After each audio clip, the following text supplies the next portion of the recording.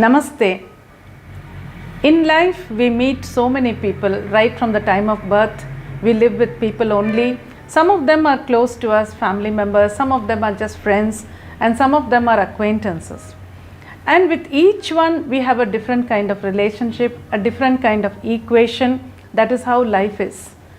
But if you think about it, some relationships move very smoothly, whereas some are not so. You have to really make a big effort to make that relationship work. This we have seen in everybody has seen in their lives. So why is it like that? Now let me give you some examples, particularly when you take the relationship of husband and wife, which is supposed to be the most important relationship or the closest relationship in life. There you find that the acceptance level is actually much lower than in any other relationships. Other relationships, very easily we say, okay, he's like that, but it's okay. But when it comes to the husband or the wife, one is not willing to accept like that easily. Let me give you two examples. I do a lot of counseling, so I meet a lot of people like this, particularly marriage counseling also. So this first example, there was this couple who were in love for 5 years and they could not get married because both their families did not agree, and both the families very clearly said, this will not work, you people will not get along well. But in spite of it, these people remained in love for 5 years. They kept meeting, and after 5 years, this lady, she was doing her studies when they started seeing each other, and in those 5-6 years time, she finished her studies. She got into a very good job and she started rising in her career. Whereas the male person, he was already working when they started seeing each other, and then he remained in his job, quite okay kind of job, average kind of income. Of course, he could definitely get married to her and take care of her, and even if they have children, he could manage that kind of income, but nothing great. Now this girl started really rising in her career, and it was at that time that both the families finally agreed, because these people were stubborn. They said, okay, let's conduct the marriage, and they got married. Now just within a month, this lady comes to me and for counseling, and she talks to me and she says, she told me all this background, and then she said, but I don't like this marriage, I want to come out of it, I'm not happy. I said, what do you mean? You were in love for 5 years and you took all the trouble to convince both your families, and he also waited for you, and then both of you got married, so how can you say you don't like him? She said, no, he's not the person I thought he would be. He's not what I expected him to be. This was her reply. And she mentioned very small things, like he doesn't fold his clothes, he doesn't keep this here, he doesn't close the toothpaste, he doesn't put the cover on the toothpaste, or so many things. And the way he eats, he makes a little noise when he eats. I don't like all that. So I said, then 5 years when you were in love, what were you doing? You should have understood each other. She said, no, 5 years it was totally different. What I saw in him was very different. He was a different person. But after marriage, from the very next day, I could see a completely different person in him. And so she said, I'm not happy. I don't want to live with him. So that was one example. And then there is another example I'll give you, where another married couple, this was not a counseling. I just happened to meet them, and we were talking in a friend's house. So I was talking to them separately, and both started talking about their life, whether we are happy or not.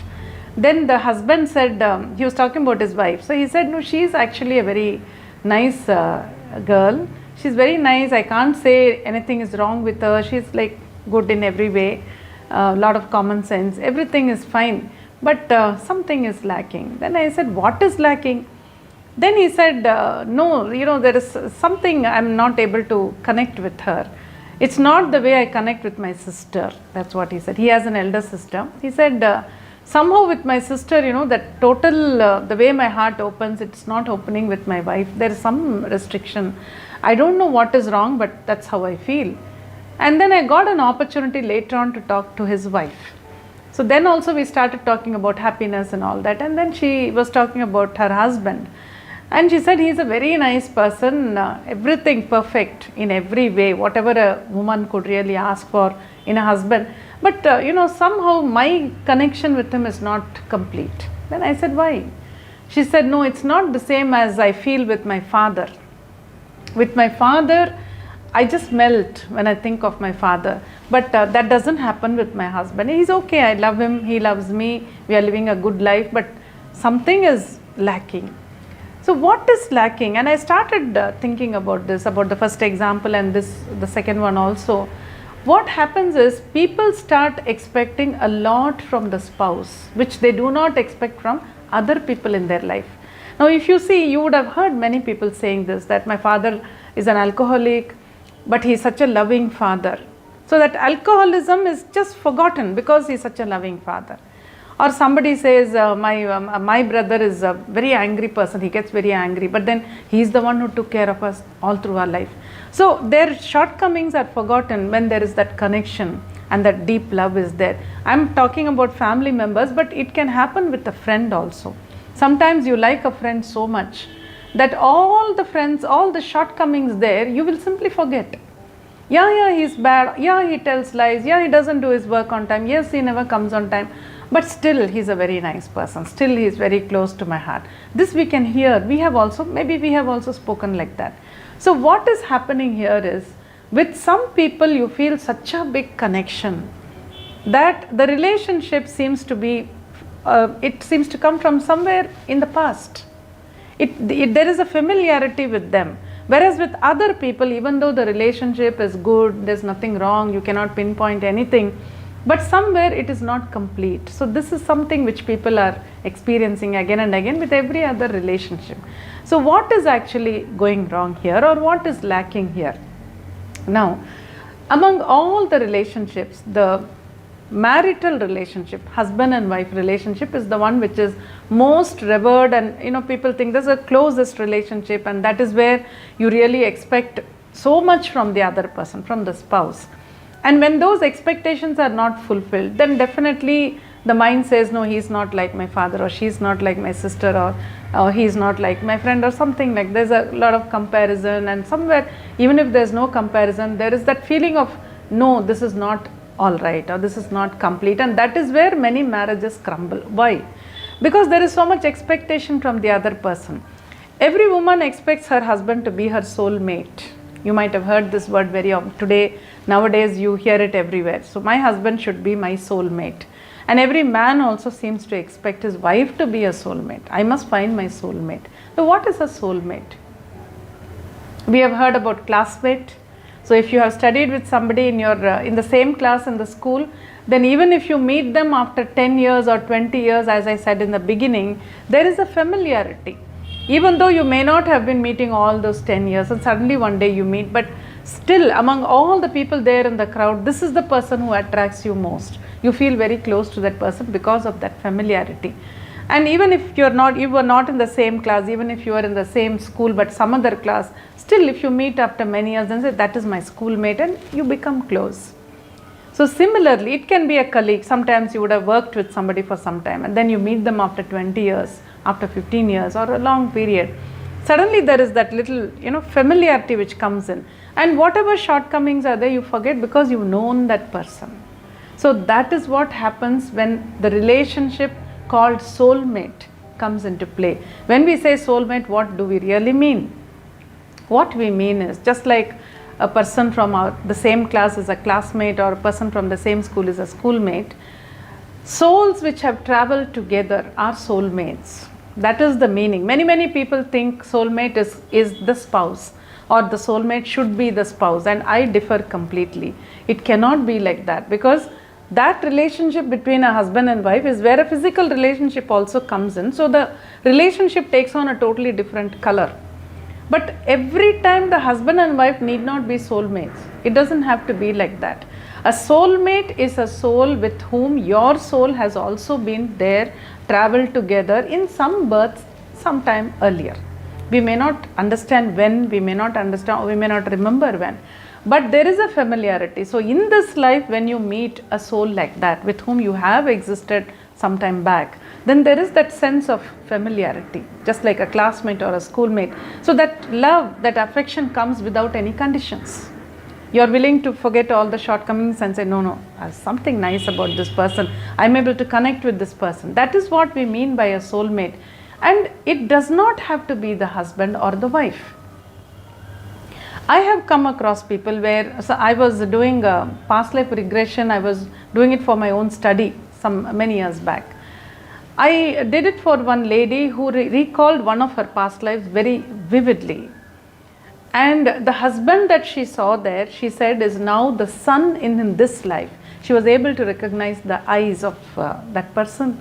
She said, the Maharaja whom I saw in that life, the husband, today he is my son here. And that is why she said, I'm crazy about my son. I don't know why. Every mother is crazy about her children, but she says, mine is something totally different. I'm so crazy about my son. Today I understand why it is like that. So you see, the relationship can change. In some other life he was a husband for her, to her, and in this life the same soul has come as a son. You could have been a male, you could have been a female also. The soul doesn't have a gender. Gender is only for the physical body. So when we say soulmate, it is a soul which has traveled with us. And of course, if two soulmates can become life mates in this life, then there can be nothing better than that, because that would be the ideal kind of relationship. One would accept the other so easily, so nicely, without any reservation, and all shortcomings would be forgotten and the life would be so nice. But it doesn't happen all the time. And that is why I started this class called Soulmate, because there are two types of people. One, a person who is searching for his or her soulmate, who is trying to attract the right person in his life so that life will go on smoothly. If your spouse is one of your soulmates, then believe me, life becomes easier. But if that is not the case, then it takes much more effort to make the marriage work. That is why people look for their soulmates.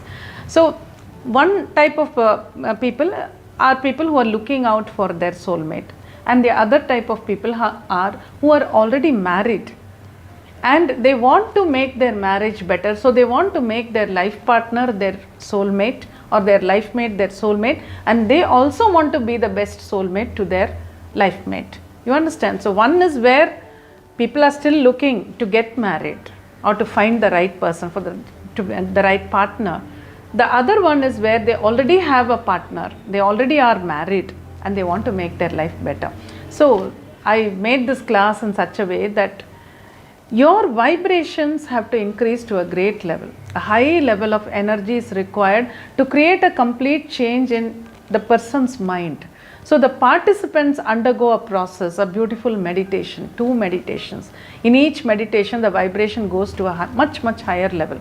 So whether you are looking out to attract a soulmate, or whether you are trying to make your existing married life a much better life, as it could be with a soulmate, the best thing for you is to attend this class and understand how to do it.